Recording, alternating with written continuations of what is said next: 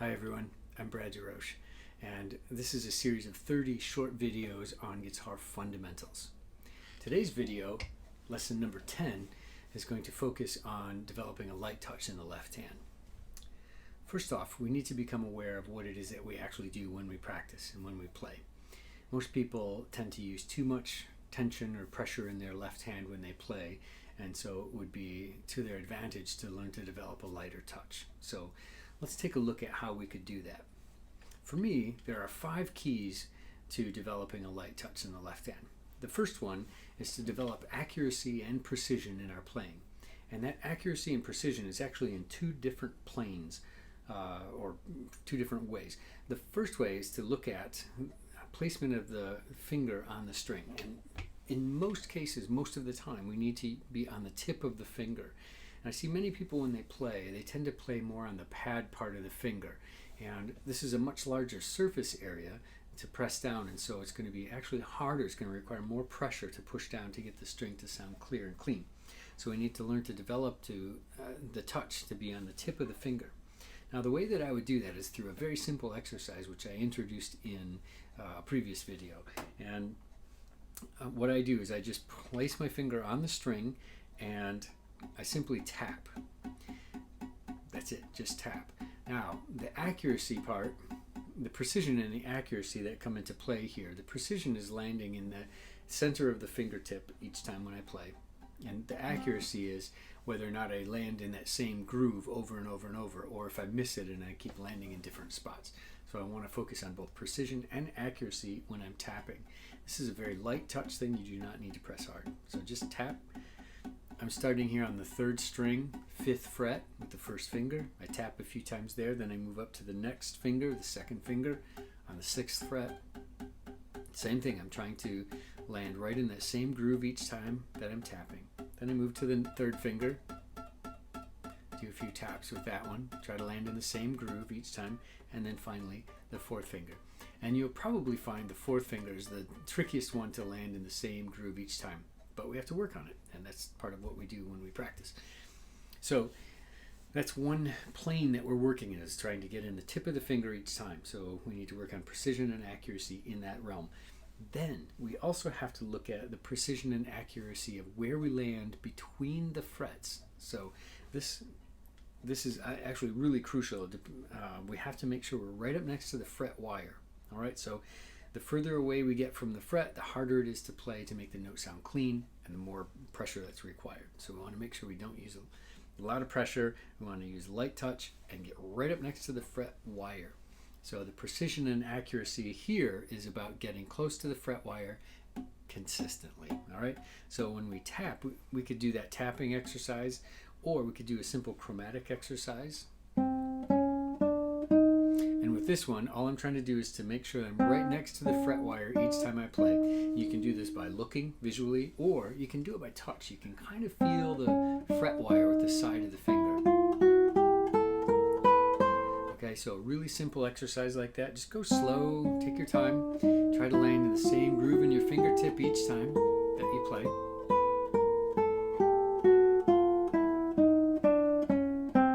This would be a great way to start off your practice each day for the left hand. Just do a few taps, make sure you're right in the fingertip groove, same groove each time, and then a little chromatic exercise. Once again, land in those same grooves and get right up next to the fret wire each time you play. All right, so that's the first step, is precision and accuracy. That's the first key. The next key is about the amount of pressure that we need to press down the string with. And most people overcompensate here. I know I do a lot of times, and I have to always check myself.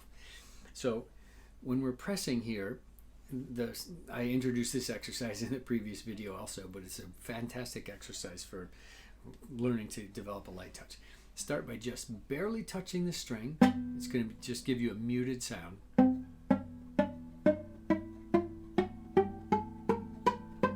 Do that same little chromatic pattern again, and then push slightly harder to the point to where the notes buzz or splat.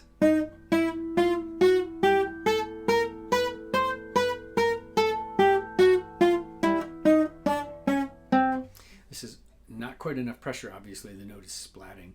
or buzzing. So we need a little bit more pressure than that. So the next step would be getting just enough pressure so the note sounds clean.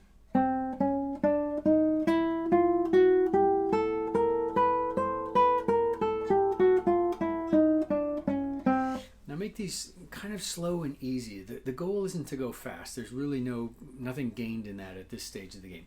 You're just trying to make it really smooth and even and use a light touch. So it's all about a light touch. Now, if you get the occasional one that buzzes, that's not really that bad. It means that you're right on the border between having not quite enough pressure and just enough. So that's not a bad place to be. A tiny bit more and you got enough. All right. So anyway, the pressure exercise is a really good one to develop a light touch. So one stage or one tiny bit more pressure than a buzz note or a splatted note, and you got exactly what you need. And so I would work on that. It's a great little exercise for developing a light touch. The third facet that goes into developing a light touch has more to do with residual tension in our hand. And a lot of it, I believe, comes from this big thumb muscle right here. So a lot of times when many of us play, we tend to pull the thumb over to the center of our hand when we're playing. So it's hard to see, obviously, through the neck, but when we're playing, a lot of times people will pull the thumb this way. So they're doing that to get a bit more grip strength.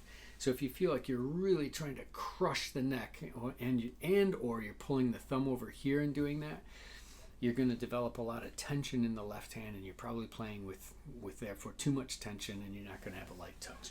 So you really got to check the pressure or amount of muscle power you're using with this big thumb muscle right here, and make sure you're not pulling it over to the center of the hand too far when you play. You'll end up with the claw, like Jim Carrey. So you don't want to use the claw and have the death grip on the neck here. All right, so none of that stuff. Make sure you have lighten up the touch here in the thumb when you play.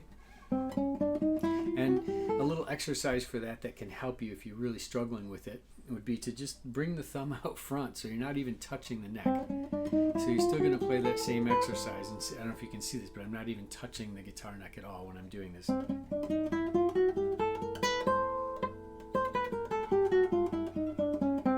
This isn't a way I would recommend that you actually practice regularly, but if you feel like you're pushing way too hard with the thumb, you could just check that by pulling the thumb away from the neck so you don't have the death grip on the neck. All right, so that was the third point. The fourth point is allowing your non-playing fingers to relax. And this kind of goes hand in hand with the residual tension that I was just talking about with the thumb. But a lot of times you'll notice many people will do this when they play. Let's say we take a fairly simple major scale pattern here, and I'll show it to you in this video if you want to practice along with me. It's starting on the 3rd string at the 5th fret. I'm going to play frets 5 and 7 with fingers 1 and 3. So 5th fret, 7th fret, fingers are 1, 3, 1, 3, 1, 3. Then on the 2nd string, I'm going to play 5th fret, 6th fret, and 8th fret with fingers 1, 2, 4. 1, 2, 4 with frets 5, 6, and 8, and then fingers 1, 3, 4 on the 1st string, frets 5, 7, and 8. All right, 1, 3, 4. That little pattern, 1, 3, 1, 2, 4, 1, 3, 4. If you just practice that just for a moment, you'll probably notice, as many people do, I'm going to tilt so you can kind of watch my left hand here. A lot of times when people are playing, these other non-playing fingers will get way out of place. So if you can see this as I'm going along here, look how far that finger is away from the neck. I mean, I'm coming from outer space trying to land on the string.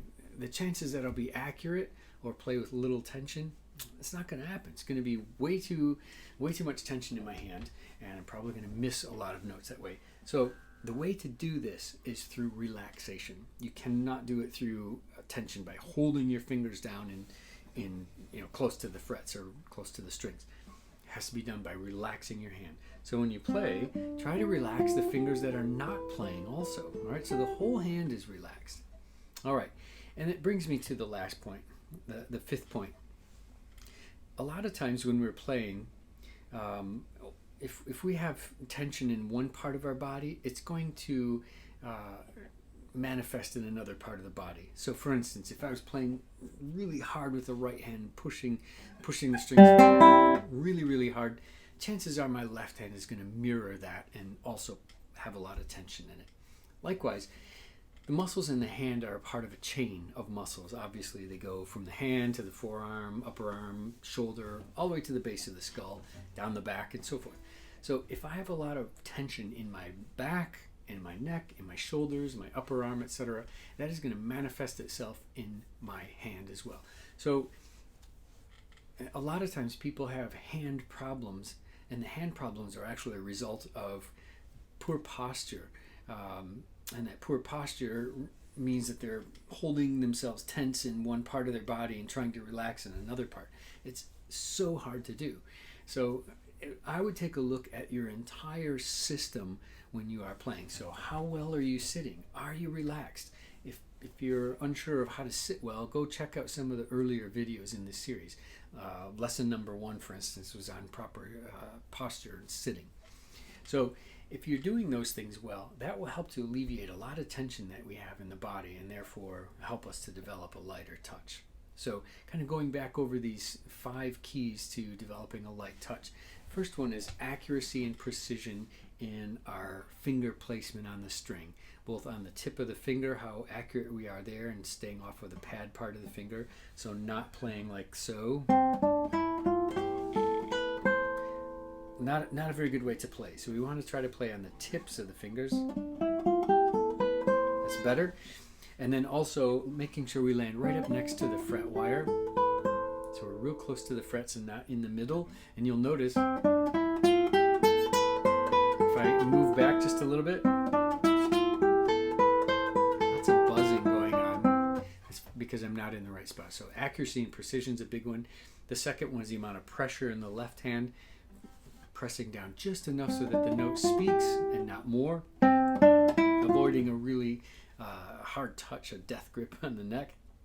The third one is the amount of thumb pressure and the contraction of this big thumb muscle right here, which then usually tenses up the other fingers when we play. And you can see this a lot of times in the other fingers. They kind of stick out when we're playing.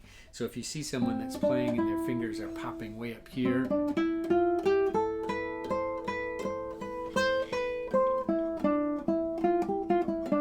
like so, they probably have too much tension in their hands. So you should be able to relax and keep the fingers close to the strings when you play. All right. The fourth point is making sure that your non-playing fingers are kept relaxed so that they are close to the neck when you're playing, or close to the strings. And then the fifth and final point was the idea of tension in one part of your body manifesting in another part. You want to make sure your shoulders are relaxed, your back is relaxed, the rest of the arm is relaxed, the upper arm, lower arm, etc. So that when you're playing, it's not just about the hand only, it's the rest of the system that all, is a part of it. So making sure that we have a nice relaxed left hand all the way up through the shoulders, back of the neck, all the way down our back, etc. So if that whole system is good, everything else will work well too. All right, so that's it for today's lesson. I hope that these things help you a little bit, and try to get them into your practice with some of these really simple exercises, either a major scale or a little chromatic pattern or something like that. It will really help you to develop a light touch in the left hand. All right, I'll see you in the next lesson.